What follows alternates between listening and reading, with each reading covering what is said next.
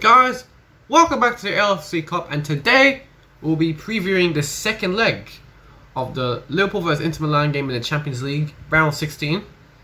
We're 2-0 up, life's good, although not perfectly, because, you know, Man United cannot do us a favour. I'm not even asking much. All I want is a draw. Anything more than that is a miracle. You know, the way they gave up, zero shot, zero on target, 9% possession. Oh, fuck me. No wonder why they lost. They got the fridge at the back. They've got the screaming lad up in Bruno. Ronaldo apparently is actually fit, but you know, Ralph has probably fallen out. I don't blame him. It's all about Ronaldo. It's all about the Ronaldo show. If it's not him, it doesn't matter how good the team is doing. It needs to be a one-man show to him. Which, look, good luck to you. But that's not how football works, eh? He cares about personal wars more than trophies. As simple as that. If I was a Man United fan, which fucking hell, I would wish I never was. Simple as that. I'd be pretty fucking worried of their performance, because that was worse than 5-0. That was worse than Liverpool's beating of them. It was that bad. Well, looks like we'll have to go to the Etihad and beat City, unless within those fixtures, I think there's 4 fixtures in between in between that. Hopefully, one of them does us a favour by beating them getting a draw somehow. Look, I don't expect anyone to beat Man City, but you know, anything like a draw, something, even take goal difference off them. I'd take that all day long. You get me? Anyways, we're not here to talk about Man United's shit, because I couldn't care less. I laugh at their failure, as you know. You know, even though I wasn't born in the 90s, as you can probably imagine, right? It's nice to see them fail, suffer, all that yada shit. So yeah, it's satisfying. I hope they continue to rot like Everton, even though they've rotted in the whole history. So yeah, it is what it is. So yeah, against Inter Milan, Inter Milan's recent victory is a 5-0 win against Salernitana, which, let's be honest, is a team that is bottom of the Serie A, who was nearly kicked out of Serie A in January. So look, their best player is Franck Ribéry, so, and by the way, he's 39, not 25. So it says a lot how shit they are. So look, you can probably put me up front, and I probably get a couple of goals. Like Xhaka and Lautaro Martinez score, so you know, not the worst time in the world to score your goals, but then again, Lautaro Martinez, before the Salernitana game, hasn't scored since, I think, December. So that's a long time without scoring a goal. It could be down to the system, but come on, if Xhaka is scoring, you should be scoring. It's as simple as that. So I wouldn't be too worried about their front two, because then again, what the fuck did they do to us in the first leg? Xhaka kept running on offside.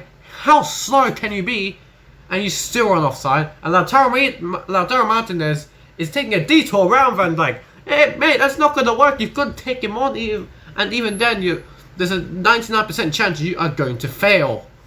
So, look, we got the 4 best centre backs in the world: Van Dijk, Matip, Gomez, Konate.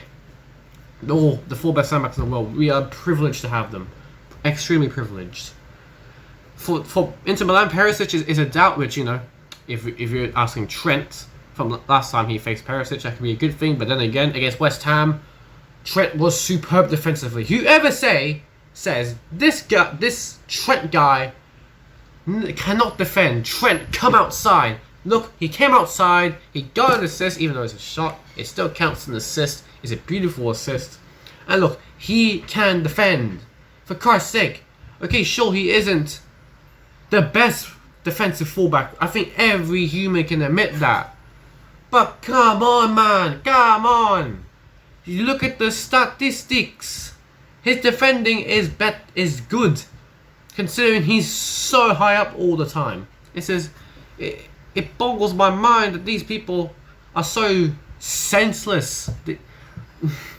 It's ridiculous. So this is recorded just after Klopp's press conference, and he's confirmed Bobby, Matip, and Thiago are in full training. Although Bobby, I don't think, will be back for the second leg because Klopp said this is his first day, so I highly doubt it. And Thiago, look, if he's 99% fit, he's on the bench. You've got to put him at 100% because I don't want to take any risk with this guy in a game that we've already practically gone through. And Matip, I give him to the weekend. I give Konate another game. I know, spoil it. I know, spoil it. But you know, what harm is there to give Konate another game? He performed well against West Ham against Mikel Antonio. Okay, sure, he hasn't scored in Jesus Lord Christ above how many games, but he's still a physical specimen. So it is what it is. Konate is a brilliant young defender, and he will be one of the best in the world. I guarantee you.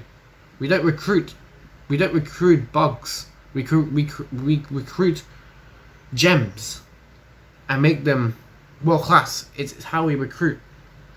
And look, some players will need a rest. You know, I'm not going to reveal who, but in the silent lineup, you probably will figure out who will need a rest. Look, I would not rest any players if we were only 1-0 up, or it's 0-0, or worst case now, we're somehow losing, right? But we're 2-0 up. We are at Anfield. We've only lost one European game at Anfield in Klopp's tenure. Let's not be honest, he didn't really lose that. Adrian lost it. So, it doesn't really make a lot of sense to go full strength. Literally, all we really need is a goal to kill the game off. Let's be honest. A goal would kill Inter Milan's and Inter Milan players and will get their heads dropped. It's as simple as that. Inter has to come out and attack. If they don't, then what's the point of them even turning up? They have to. They're very, very compact, but I don't think they can be compact for 90 minutes. I think how they'll play is they'll be very, very choosing, and if you get what I mean, choosing when to attack, when to defend. So when you do those type of tactics, you've got to rely on Dzeko and Lautaro Martinez being clinical. I mean, you need 2 shots, 2 goals, you know, against this backline because you're gonna catch you offside all the fucking time. Like, at first, offside trap, dodgy. Now, it happens so many times, it's by design. We have coached the backline how to play the offside trap to perfection with the high line. That is, you can only give props up to the coaching staff, Klopp, and the players who adapted. It's beautiful. I'm going to say that if we get a goal before half time, the game's done. We only really need a 1-0 and the game is dead. And yeah, let's get into the starting lineup. And you know, there'll be some, as I may always say, there's some surprise, but this one isn't going to be as surprising. So maybe slightly, but considering we're 2-0 up, we can afford to go a little weaker. Not too weak to the point where we boil the lead, of course. I believe Klopp will choose the weakest team possible that can beat Inter Milan. Even though this team is still can beat probably 19 Premier League teams in the league. So yeah, let's get into it. Alisson in goal. Who else will I pull in goal? You know, Kelleher is brilliant. Don't get me wrong, but he's the cup keeper. Okay, this is technically a cup, but the FA Cup, League Cup. You get what I mean. Back 4. Robertson, Van Dijk, Konate, Trent. They all had a superb game last game. It makes complete sense to keep them there. Why take a player on form out? It doesn't make sense. In midfield, Fabinho, Keita, Jones. I give Jones to start over Harvey Elliott to keep Harvey Elliott hungry. Let's not forget, keep him hungry.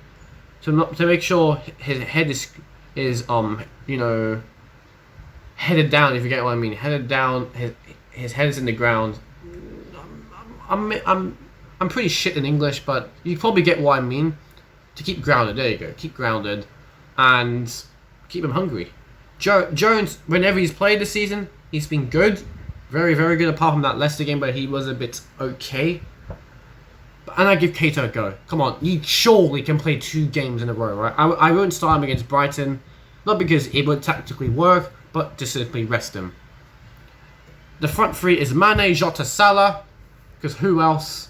Okay, you can put Luis Diaz, you can put a not match fit and much sharp Bobby Firmino, but why would you do that when you got 4 other attackers that are fit? Makes no sense in my head. And Salah hopefully will score. I predicted him to score nearly last game, and he clearly scored in a minute, but let's not talk about it. Right, on the bench is Queebeen Kelleher, Costa Simicus, Joe Gomez, John Matip, James Miller, Thiago Alcantara, Jordan Henderson, Harvey Elliott, Alex Oxlade-Chamberlain, Luis Diaz, Divock Origi, and Takumi Minamino. It's a 12-man bench. You can make 5 subs. If we're in the shits, we can bring on the big boys. If we're not in the shits and we're coasting, we can bring on some of the fringe players to give them some game time. And you never know, Origi can score. I'm gonna back my Naby lad to score. So what's gonna be the scoreline? I think it'll be 2-1. I think we will concede because Inter will have to come out, and I believe they do have quality to beat They do have the quality to score. Martinez and Dzeko aren't twats. They are good strikers. Not world class, but good strikers. I think Dzeko will score for them, but I think Naby lad and Salah will score. Salah had a poor game against West Ham. I bet he was too selfish. To be fair, you can say that about Diaz and Mane. To be fair, and Jota when he came on, they're also selfish. So hopefully Klopp can get their head screwed on and just say, boys, stop being selfish. Let's get the win. Quadruple's what matters, even though we're probably not going to get the quadruple. But hey, I'm a fan. I'm allowed to dream. It's as simple as that.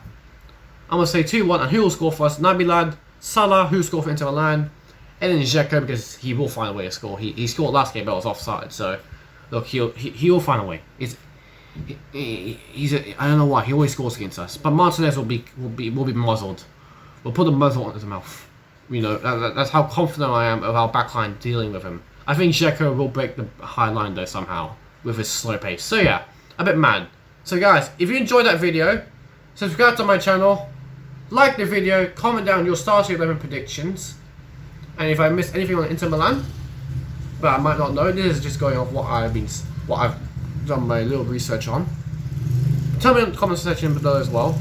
And yeah, don't forget to subscribe, like my video, and turn on the notification bell. Simple as that. I know I repeated that twice, but just to remind you guys. So yeah, peace out. Bye bye.